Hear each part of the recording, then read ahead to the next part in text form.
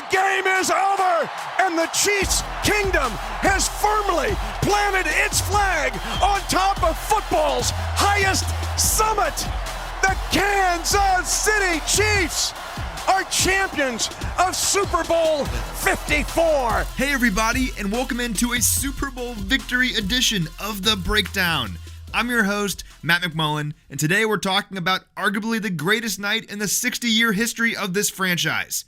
The Kansas City Chiefs are world champions. I'll say it again. The Kansas City Chiefs are the champions of the NFL, and the Lombardi Trophy is headed back to Chiefs Kingdom for the first time in 50 years.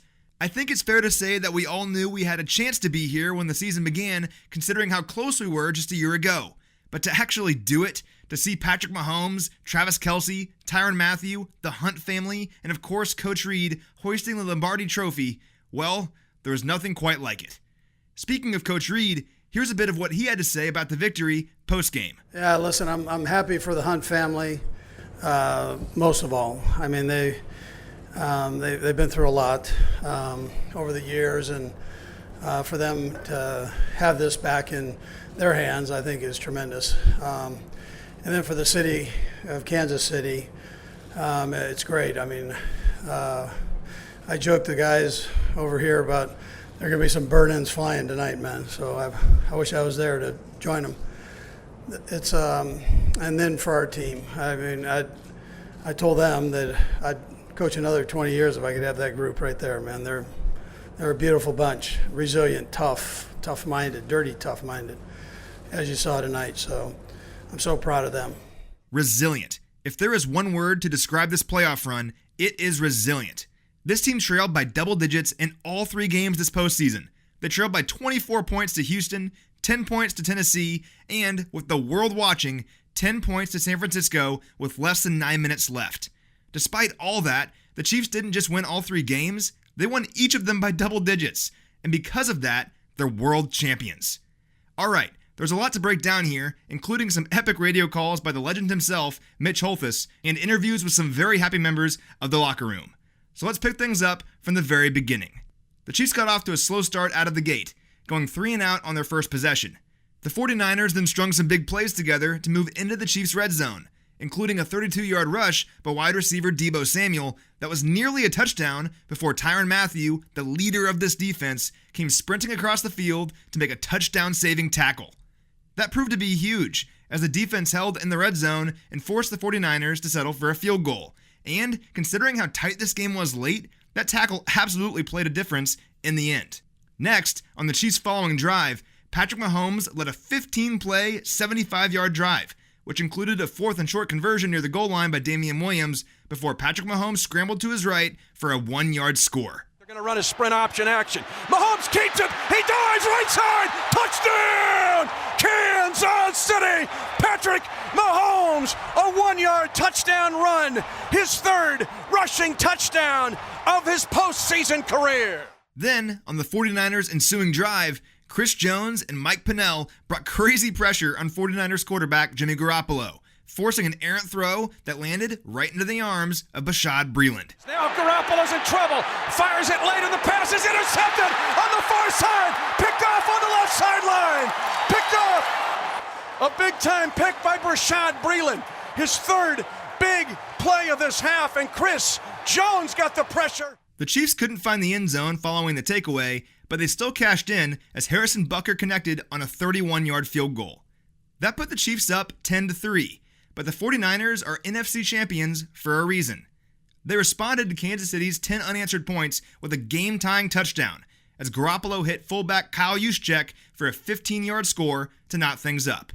The Chiefs couldn't get much going on their next drive, and following an offensive pass interference call on 49ers tight end George Kittle that negated a huge play in the closing seconds of the half, the two teams went into the locker room all tied up at 10 points apiece. San Francisco added a field goal on their opening possession of the second half, and then on the Chiefs' first series, 49ers linebacker Fred Warner picked off Mahomes at midfield.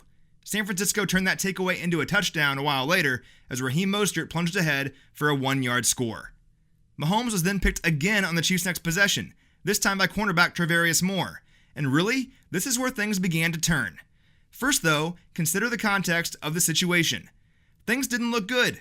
The Chiefs are trailing by 10 points with 12 minutes left in the game. Patrick Mahomes had thrown picks on back-to-back possessions. The 49ers pass rush, one of the best in the game, was generating serious pressure, and following Moore's interception, San Francisco and their powerful ground attack had the ball. At this point, it was a legitimate concern that with the way the 49ers could move the ball and churn clock, the Chiefs were running out of time. Then, this defense, the best in the NFL since Week 11, decided enough was enough. We all saw Tyrann Mathieu demanding excellence from the bench, demonstrating why he's the captain of this group. And then, the defense's collective efforts were soon on full display when they forced a punt after just 5 plays. Now, the offense had to get something going. The deficit was still manageable, but the clock was ticking. That leads us to one of the most legendary drives in Chiefs history. First, Patrick Mahomes scrambled for a 9-yard gain to move the chains on second down. The 49ers defense was playing so well that it really felt like the Chiefs had to fight for every yard. But Mahomes' effort on this play signaled that Kansas City wasn't giving up. The offense then moved to midfield soon after, but a sack backed the Chiefs up into a 2nd and 15. We thought we had a conversion to play later as Tyreek Hill came back to the ball to make a diving first down grab, but replay revealed that the ball hit the ground, setting up a 3rd and 15, and really, this felt like the ball game. What came next was, in my opinion, the play of the game, and a moment Chiefs Kingdom will never forget. Mahomes dropped back as the offensive line held the Niners' tenacious pass rush at bay just long enough for the reigning league MVP to launch a 44-yard bomb to Tyreek Hill, who was wide open due to some play design wizardry by Andy Reid. Hill hauled in the pass, moving the Chiefs to the 49ers' 20-yard line, and then the comeback was on. Here they come, Mahomes stepping up. He's throwing long downfield for Tyreek Hill. Got it at the 20-yard line. And then spun down there, the first giant chunk of the game on 3rd down and 15. And Mahomes guns it for 44 yards. The Super Bowl is the ultimate stage, not just in pro football, but really in all of sports. So to come up with a play like that with your back against the wall and the world watching was, well, it's the kind of play that champions make. Here's what Patrick Mahomes had to say about that play post-game. They were playing this kind of robber coverage all game long where the safety was coming down and kind of robbing all our deep cross routes. And we had a good play call on where we had Kelsey kind of doing a little like stutter deep cross, and when we had Tyreek getting one-on-one with that safety. But the biggest thing is that we needed really good protection, and because it was a long route. And it was actually the same play we ran against New England in the playoffs last year where I hit them down the sideline. And so we got good protection by the offensive line, gave me enough time, and then I put it out there, and Tyreek made a great play. Now, big as that play was, the Chiefs still needed to cash in. And that's exactly what they did 3 plays later as Mahomes found Travis Kelce for a 1-yard touchdown strike. They move to the right side. They throw back to the end zone. Touchdown! Kansas City! Travis Kelce, 8.5 yards deep in the end zone on a bootleg touchdown pass. Chiefs have life. 6:13 to go. The deficit was now just 3 with 6 minutes remaining. And once again, the Chiefs would turn to their defense to keep the rally alive. That's been the case all postseason. After all, as exciting as Mahomes and the offense have been in these comebacks, they don't exist without guys like Tyrann Mathieu, Frank Clark, and the rest of the defense consistently flipping possession back over to the offense. In fact, Mathieu had spoken all season about how he wanted the defense to be in these kinds of situations because he believed they could get the job done. And this was their greatest test yet.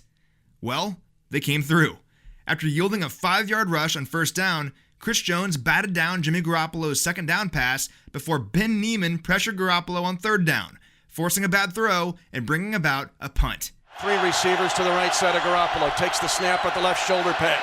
Hit as he throws. Incomplete. Nobody home. It's a 3 and out for San Francisco as Ben Neiman forcing the pressure coming on a blitz. You could not have asked for a better series from this defense, forcing a 3 and out with minimal time lost on the clock. Here's what Frank Clark had to say post-game about the defense stepping up when the Chiefs needed them most, and how their belief in Mahomes helped fuel that fire.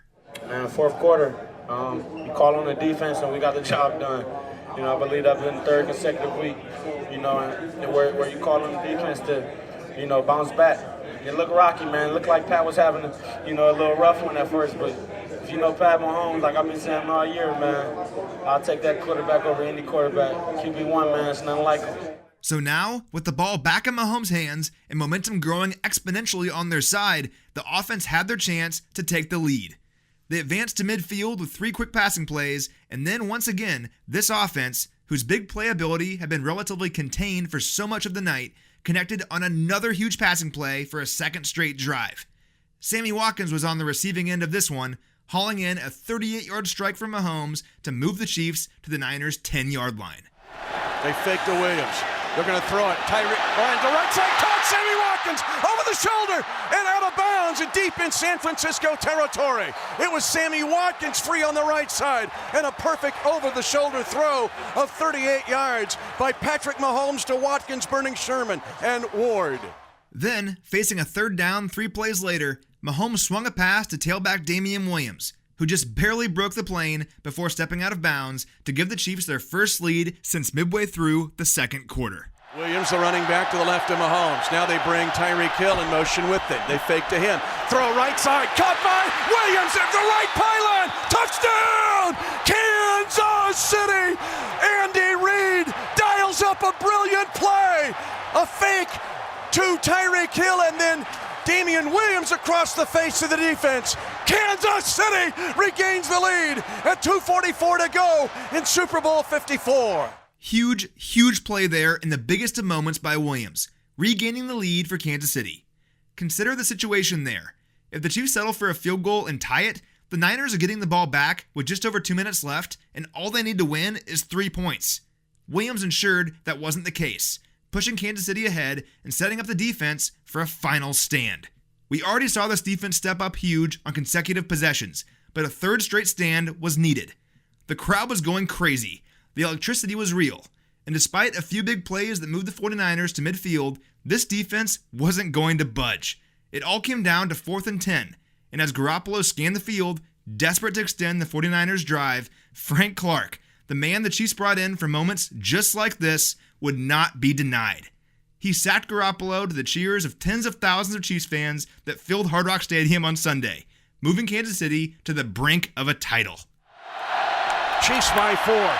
Garoppolo in the pocket. He's being hit. He's being wrapped up. Throws the ball away. It'll be an illegal touch if nothing else. It'll go as a sack. Frank the Shark Clark got him in his grasp. It should go as a sack or at the very least illegal touching. Rolling on the field as the quarterback was in the grasp. Therefore the play is dead. There is no illegal touching. First down, Kansas City. And the Chiefs have a 24-20 lead with 1:25 to go in the game. What a moment for Clark, who tallied 5 sacks this postseason, the most by any player in a single postseason since Von Miller in 2015. Clark's sack had the Chiefs ever so close, but it wasn't over. There was just 1 minute and 25 seconds left, but the 49ers had all 3 of their timeouts remaining, meaning Kansas City needed a first down to seal the deal. Damian Williams, already in the midst of an outstanding performance, got that and more, with a 38-yard run around the edge that ended in the end zone. Handoff, Damian Williams trying to get to the edge, breaks a tackle, 35-30, Damian Williams, 20, stays in bounds, 15, 10, 5, touchdown! Kansas City, Damian Williams runs to immortality and will be remembered forever in the Chiefs' kingdom. A 38-yard touchdown run, and the Chiefs lead 30-20. And that was enough. Kendall Fuller picked off Garoppolo on the Niners' next possession, but it was all gravy. The Chiefs were league champions, thanks to one of the greatest rallies in Super Bowl history, capping one of the most exciting postseason runs in the 100-year history of the NFL with a title. With that in mind, let's jump into my 3 stats to know from this game. First, let's stick with those comebacks. Not only is rallying back from double-digit deficits in 3 straight playoff games improbable, until the Chiefs did it this year, it had never been accomplished before. That's right, the Chiefs are the only team in NFL postseason history to overcome a double-digit deficit in 3 games during a playoff run. It gets back to the resiliency of this group and what makes them special. They're never beaten, and they refuse to go away. And with all the talent up and down this roster, that mindset leads to a lot of wins. That takes leaders, though. Guys like Tyrann Mathieu. Here's what his message was to the defense when things didn't look so great earlier in the game. It's all about believing in ourselves. I feel like we've been doing that all season, and we kind of got away from that for a couple quarters. Let those guys just run the ball down the football field. But I feel like our guys responded well. Got a lot of good leaders on our team. We got a lot of young guys, but those guys are committed as well. And I think ultimately that's why we're champions. And Mahomes, who struggled so mightily in that third quarter on Sunday, also spoke about how this team managed to rally in the fourth quarter for the title. To me, my mindset is always play and compete until the very last whistle, until that clock strikes zero. And so I just went out there and kept competing. I knew we weren't in the ideal situation, but I believed in my defense to get stops, and they did. And then the guys kept believing in me and started making plays downfield, and we found a way to win. My next stat is 2. Only 2 quarterbacks in NFL history have ever won an MVP award and a Lombardi trophy through their first 3 seasons as a professional: Kurt Warner and Patrick Mahomes. Additionally, Mahomes is the second youngest quarterback to ever lead his team to a title. Ben Roethlisberger owns that record, winning a ring with Pittsburgh when he was just 23. But Big Ben wasn't the focal point of that team like Mahomes is with the Chiefs. It's fair to say that what we're seeing right now has never been accomplished before. And here's the best thing about Mahomes: he's not satisfied. I believe maximizing every single day. I mean, that's the thing with me. I take it one day at a time and go out there and try to be the best person and the best athlete and the best player I can be. And, obviously, I've had a good start to my career. I mean, I've been blessed to be in a great organization with a lot of great players around me, making my job a lot easier. But I know it's going to take a long time of consistency if I want to be where I want to be at in the end. And I'm lucky enough that I just have a lot of great people around me that I have a chance to go out there every single year and compete. Lastly, my final stat is 222. Sunday night marked the 222nd victory of Andy Reid's phenomenal career. But this one means a little bit more. It's the first Super Bowl title for Big Red, and I could not be happier for him. This man took over this proud franchise 7 years ago in the hopes of restoring it to what we all knew it could be. And to see Coach smiling ear to ear, hoisting that trophy in the air, it was well worth the wait. Matthew discussed post-game what it meant to win this thing for Coach Reid. I think that was our goal. This whole week to win this game for Coach Reid. He's been doing this a long time.